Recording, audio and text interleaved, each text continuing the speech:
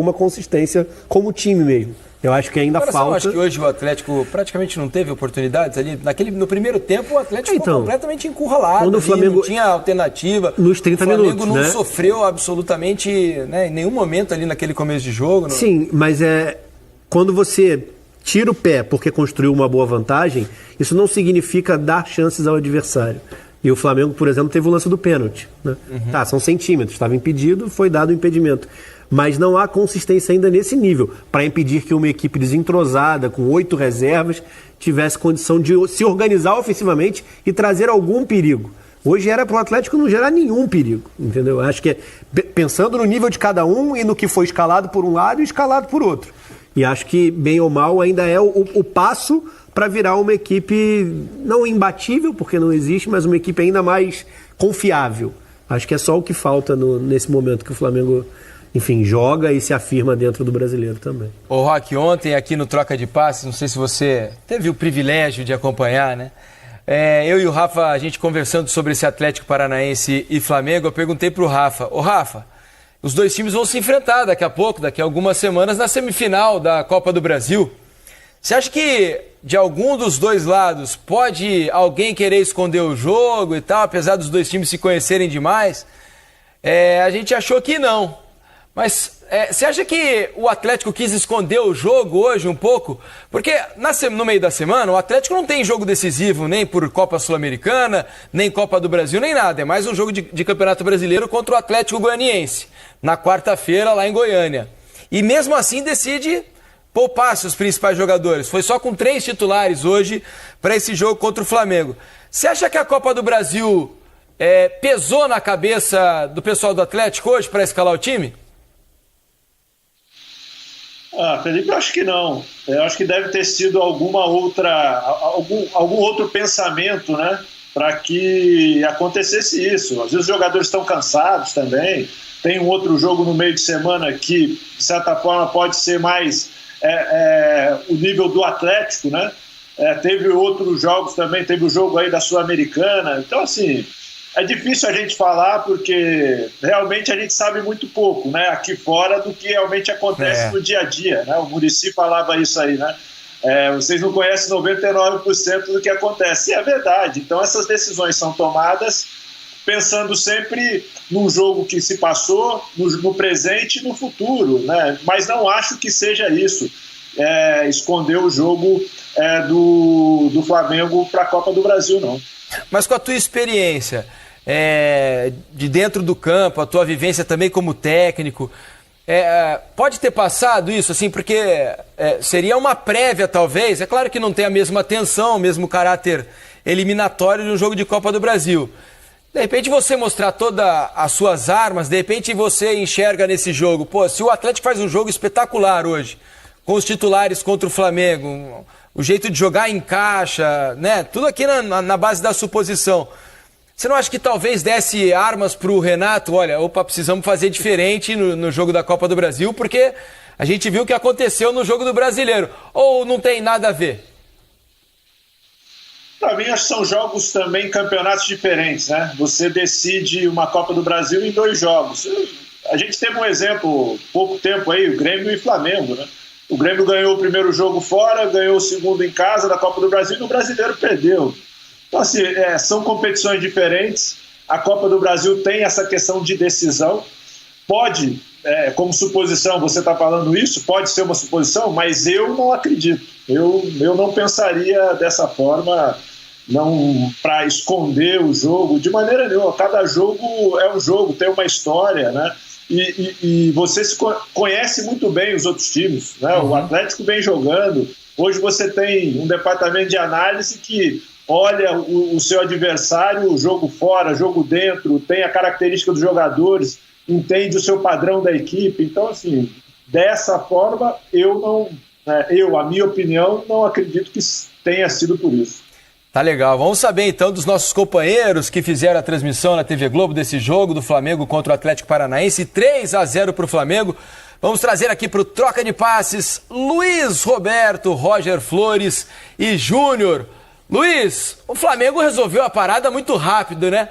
E deu até para o Renato, que já gosta de poupar no Brasileirão, começar a tirar suas principais peças, ou não? Um grande abraço, Luiz. Prazer tê-lo com a gente aqui no Troca. Fala, Felipe. Prazer é todo nosso aqui, rapaz. Você, o Roque, Rafa. Legal, tô ouvindo aqui o papo de vocês, né? Aliás, o Renato vai ficar bravo contigo, viu? Porque ele disse que não, eu não quero poupar no brasileiro, eu ouço a fisiologia, sei lá, enfim. Mas hoje ele pôde usar praticamente todo mundo, né? O Thiago e o Diego foram poupados, o Thiago Maia e o Diego por uma questão mesmo muscular, digamos assim, e o Felipe Luiz, o Davi Luiz, Felipe Luiz voltou e tá bem, e além do Mateuzinho que estava suspenso. Mas o time que jogou é o time praticamente que vem jogando aí, né? E eu tô com essas feras aqui, ó, vou abrir pra vocês acompanharem aqui, ó. Tô com essas feras aqui, então eu só distribuo o jogo, dou a hora certa e chamo eles. Fala, Maestro, tudo bem? Tudo beleza, Luiz, prazer. E aí, Roger, tranquilo? Tranquilo, vamos lá nesse troca. Vamos lá nesse troca, né? Mas alô, é o que Felipe. Felipe tá esperto, tá ligado, tá ligado. Mas grande abraço, Roger, Júnior. É o que eles estavam dizendo, né? O Flamengo resolveu muito rápido mesmo, né? Foi um descuido, o Santos até disse, né? A gente teve um descuido nos primeiros minutos, tomamos logo 2 gols. Eu acho que talvez... É difícil, Luiz, por exemplo, você armar uma estratégia para jogar contra o time principal do Flamengo, o time titular. Porque esse é um time que sabe jogar em qualquer possibilidade. Se você vai jogar com a linha bem atrás, né, você tem jogadores como o Arrascaeta, como o Everton, que tem a qualidade para você desmontar um pouco essa marcação. Se você adianta demais essa marcação, você corre o risco do time quebrar essa marcação e te complicar em função do Gabriel, do Bruno Henrique, que são jogadores de velocidade. Então você tem que encontrar um meio termo, você tem que encaixar e ler aquilo que vai acontecer. E não aconteceu com o Atlético. Com 10 minutos já estava 2-0, aí ficou mais difícil. Inicialmente eu achei que a falta de agressividade na marcação tenha facilitado e tenha deixado o Flamengo confortável. Mas pela qualidade dos jogadores, isso também pode ser uma coisa que não esteja dentro disso, do meu pensamento, entendeu? Lógico, depois a gente viu, quando o Atlético empurrou um pouquinho o time mais para frente, criou algumas situações, obrigou ao Flamengo, inclusive, né, a errar em algumas jogadas. Mas é muito difícil você, quando pega uma equipe como é a do Flamengo, de você, vou acertar com essa estratégia. Ainda mais que você jogou somente com 3 titulares, como a gente viu, né? É lógico que o Atlético pode produzir muito mais do que a gente viu hoje, até mesmo. E eu também não acredito, por exemplo, que tenha sido... não quero mostrar. Hoje você não tem mais essa. Você já sabe todo mundo como joga. Não somente aqui no Brasil, mas também lá fora, né? Você tem recursos hoje para você saber que tipo de jogo que esse time usa, não somente numa competição, como é uma competição longa como o brasileiro, mas também uma competição eliminatória como é a Copa do Brasil, que eles vão se enfrentar daqui a pouco. Isso, quando o Júnior diz de mostrar jogo, é porque dias 20 e 27, né, Felipe, Rafa e Roque, nós temos as semifinais, que são jogos completamente diferentes, até por conta do time do Atlético, que entrou com considerados 3 titulares apenas em campo hoje, né?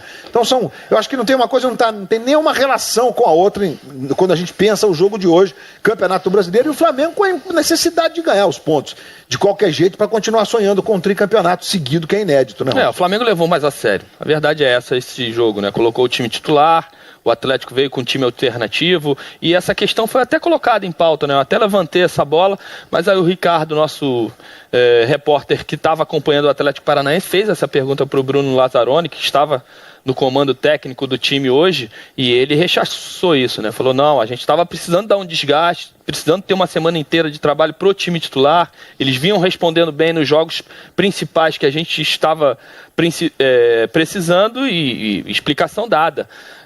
A questão é que quando você também abre mão dos seus titulares e jogar no Maracanã, no campo do Flamengo, com esse time do Flamengo solto do jeito que está e que tem todas essas vertentes, todas essas variáveis dentro de um jogo, né? Joga com campo apertado porque Arrascaeta, Everton Ribeiro, nesse espaço curto, eles conseguem tirar da cartola jogadas sempre bem tramadas.